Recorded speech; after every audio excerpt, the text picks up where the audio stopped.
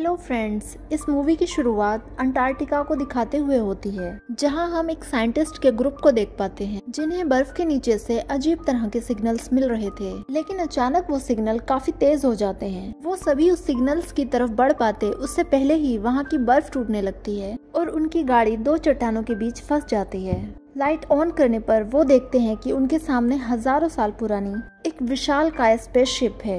अब उनको रेस्क्यू कर लिया जाता है। यहाँ वो सारी बात अपने हायर ऑफिसर्स को बताते हैं कि उन्हें बर्फ के नीचे हजारों साल पुरानी स्पेसशिप मिली है। तब डॉक्टर उनसे कहते हैं कि वो जल्द ही अपनी पूरी टीम के साथ उस स्पेसशिप की जांच करेंगे। अब यहाँ पर साइंटिस्ट और डॉक्टर केट को बुलाया जाता है ताकि वो सभी उनकी रिसर्च में मदद कर सके। वो सभी मिलकर उस जगह पर आ जाते हैं और बर्फ के अंदर चले जाते हैं और वो सभी उस स्पेसशिप को देख पाते हैं जो आज की टेक्नोलॉजी से बहुत ज्यादा एडवांस था। केट गुफा से बाहर आ जाती है और वो देखती है कि जमीन के अंदर एक जानवर दबा हुआ है। क्रिएचर का साइज बहुत बड़ा था, लेकिन शायद इस स्पेसशिप के लैंड होने के बाद वो क्रिएचर इस बर्फ में दब गया। केट फैसिलिटी में वापस आ जाती है और अपने सभी साथियों को उस क्रिएचर के बारे में बताती है कि उन्हें उस क्रिएचर को बर्फ से बाहर निकालना चाहिए ताकि वो उस पर एक्सपेरिमेंट कर सके।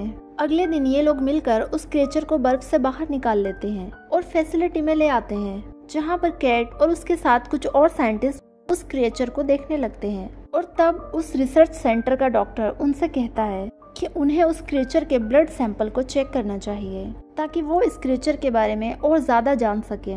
लेकिन केट ऐसा नहीं करना चाहती थी क्योंकि उन्हें अभी इस क्रिएचर के बारे में कोई भी जानकारी नहीं थी। लेकिन वो डॉक्टर केट से रूडली कहता है कि रिसर्च सेंटर उसका है, इसलिए वो उस क्रिएचर पर खुद रिसर्च करेगा। इसके बाद वो सभी उस क्रिएचर के ब्लड सैंपल को बाहर निकाल लेते हैं और डॉक्टर उस ब्लड पर रिसर्च करने के लिए चला जाता है। इधर हम देख पाते हैं कि वो बर्फ धीरे धीरे पिघल रही थी। जब एक साइंटिस्ट उससे चेक करने जाता है तो वो देखता है कि वो क्रिएचर धीरे धीरे जाग रहा है।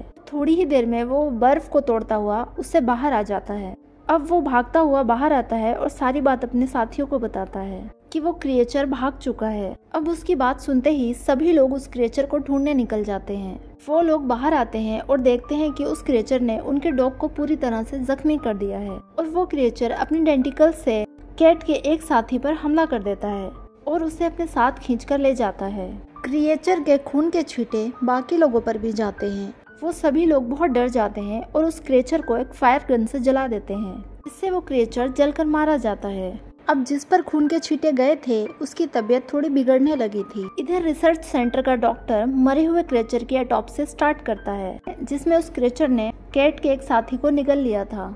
लेकिन सोचने वाली बात ये थी कि उस इंसान की बॉडी पूरी तरह से सेफ थी और उसके शरीर के सारे घाव भी भर गए थे। फिर क्रिएचर की बॉडी से केट को एक मेटॉनिक रॉड भी मिलती है और तब उसके बाकी साथी बताते हैं कि उनके साथी के हाथों में मेटल रॉड लगी हुई थी। इससे केट समझ जाती है कि वो क्रिएचर इंसानों के सेंस को रिप्लेस कर सकता है, लेकिन वो क्रिएचर मेटल को ट्रांसफॉर्म नहीं कर सकता। इधर हम देखते हैं कि उनके एक और साथी की तबीयत खराब होने लगती है और उसके साथ 3 और लोगों को हॉस्पिटल भेज दिया जाता है। वो सभी यहाँ से हेलीकॉप्टर से निकल जाते हैं, लेकिन केट वॉशरूम में देखती है कि वहाँ पर कुछ मेटल पीसेस पड़े थे जो इंसान के दांतों में लगते हैं। और केट ये भी देखती है कि बाथटब में बहुत ज्यादा ब्लड लगा है, जिससे वो समझ जाती है कि उन तीनों लोगों में कोई ना कोई जरूर इन्फेक्टेड है। केट भागकर उस हेलीकॉप्टर को रोकने की कोशिश करती है, लेकिन हम देखते हैं कि हेलीकॉप्टर के अंदर एक इंसान फटकर एक क्रिएचर में बदल जाता है और अपने दूसरे साथियों पर अटैक कर देता है और कुछ ही देर में वो हेलीकॉप्टर क्रैश हो जाता है। अपने साथियों की मौत से बाकी लोग बहुत दुखी थे, लेकिन केट वॉशरूम को जब दोबारा चेक करती है तो उससे पूरा वॉशरूम साफ मिलता है, जिससे केट समझ जाती है कि इस फैसिलिटी में उस क्रिएचर ने किसी और को भी इन्फेक्टेड किया है। अब केट बाहर आकर कहती है कि मैं जानती हूँ कि तुम में से कोई ना कोई जरूर इन्फेक्टेड है, इसीलिए मैं सबके ब्लड सैंपल को चेक करना चाहती हूँ। लेकिन सभी लोग यहाँ से बाहर जाना चाहते थे। अब केट उन्हें समझाती है कि अगर उनकी वजह से वो वायरस किसी और में फैल गया तो पूरी दुनिया कुछ ही दिनों में तबाह हो जाएगी। मीटिंग खत्म होने के बाद एक लड़की केट के पास आती है और उससे कहती है कि उसे इन्फेक्टेड लोगों के बारे में पता है।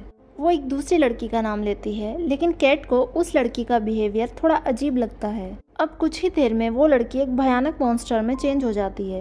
अब कैट खुद को बचाने की कोशिश करती है, लेकिन वो क्रिएचर उसके सामने आने वाले सभी लोगों को मार रहा था। लेकिन तभी वहाँ पर कैट का एक साथी आ जाता है और उस क्रिएचर को जिंदा जला देता है। कैट फिर से एक मीटिंग करती है और सबसे कहते हैं कि उन्हें अपने ब्लड सैंपल को हमें देना होगा।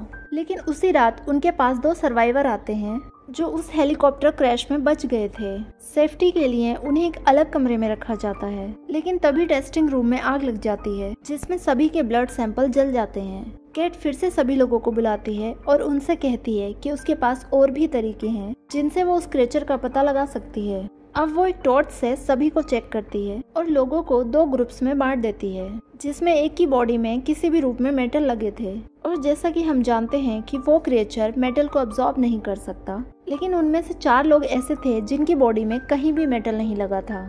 कैट अपने दूसरे साथियों से उन बाकी सर्वाइवर को लाने के लिए बोलती है। अब वो लोग उन सर्वाइवर्स को लेने चले जाते हैं, लेकिन वो देखते हैं कि वो लोग वहाँ से भाग चुके हैं। लेकिन कैट का साथी उन्हें भागते हुए देख लेता है, जिससे उन दोनों के बीच लड़ाई शुरू हो जाती है और उसी बीच उस फैसिलिटी में आग लग जाती है और उनका एक साथी बेहोश हो जाता है। वो सभी उसकी मदद करते हैं और उसे एक अलग जगह पर ले जाने लगते हैं, लेकिन अचानक से उस आदमी का हाथ एक क्रिएचर में बदल जाता है और उस दूसरे इंसान को पकड़ लेता है और उस पर अटैक करके उसे काट लेता है, जिससे वो इंसान भी इन्फेक्टेड हो जाता है।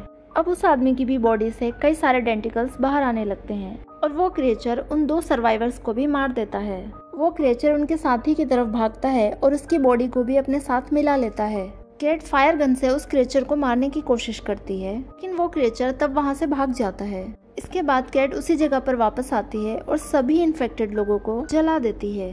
दूसरी तरफ उस क्रिएचर ने रिसर्च सेंटर के डॉक्टर पर भी हमला कर दिया था, जिससे वो डॉक्टर बहुत ज्यादा डर जाता है और एक जगह पर आकर छुप जाता है। अब वो क्रिएचर उसे ढूंढकर उसे भी जान से मार देता है। अब इस फैसिलिटी में सिर्फ कैट और सैम ही बचे हुए थे। ये दोनों उस क्रिएचर को ढूंढने लगते हैं और उसे देखते ही फायर गन से शूट कर देते हैं। वो क्रिएचर वहाँ से भागने की बहुत कोशिश करता है, लेकिन कैट उस पर लगातार हमला करती है और वो दोनों मिलकर उस क्रिएचर को मारने में कामयाब हो जाते हैं। दूसरी तरफ हम उसी डॉक्टर को देखते हैं जो उस वायरस से इन्फेक्टेड हो गया था और वो उस स्पेसशिप के पास जा रहा था ताकि वो यहाँ से भाग सके। कैट अपने साथी के साथ उसका पीछा करती है, लेकिन अब वो डॉक्टर एक अजीब क्रिएचर में बदल जाता है और कैट पर हमला कर देता है। अब डॉक्टर उस स्पेसशिप को स्टार्ट कर देता है। तभी कैट एक प्लान बनाती है कि उन्हें एक बॉम्ब के जरिए उस स्पेसशिप और डॉक्टर दोनों को मारना होगा, वरना वो इस इन्फेक्शन को पूरी दुनिया में फैला देगा। अब कैट उस बॉम्ब को सेट कर पाती उससे पहले ही वो डॉक्टर उसे पकड़ लेता है और उसे मारने की कोशिश करता है, लेकिन कैट उसी समय उस बॉम्ब को उसके मुंह में डाल देती है और एक जोरदार ब्लास्ट के साथ वो डॉक्टर मारा जाता है। अब वो दोनों सेफली उस गुफा से बाहर आ जाते हैं। अब वो दोनों बेस पर लौटने की तैयारी करते हैं, लेकिन तभी कैट सैम को देखती है जो कि बहुत घबराया हुआ था।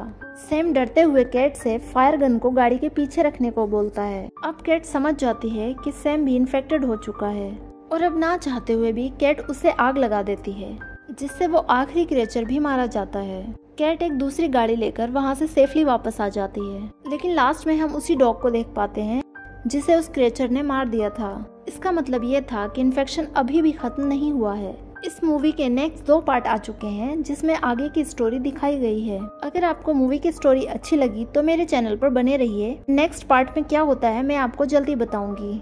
वीडियो पसंद आए तो उसे लाइक करें, शेयर करें और अगर मेरे चैनल पर नए हैं तो प्लीज उसे सब्सक्राइब करें।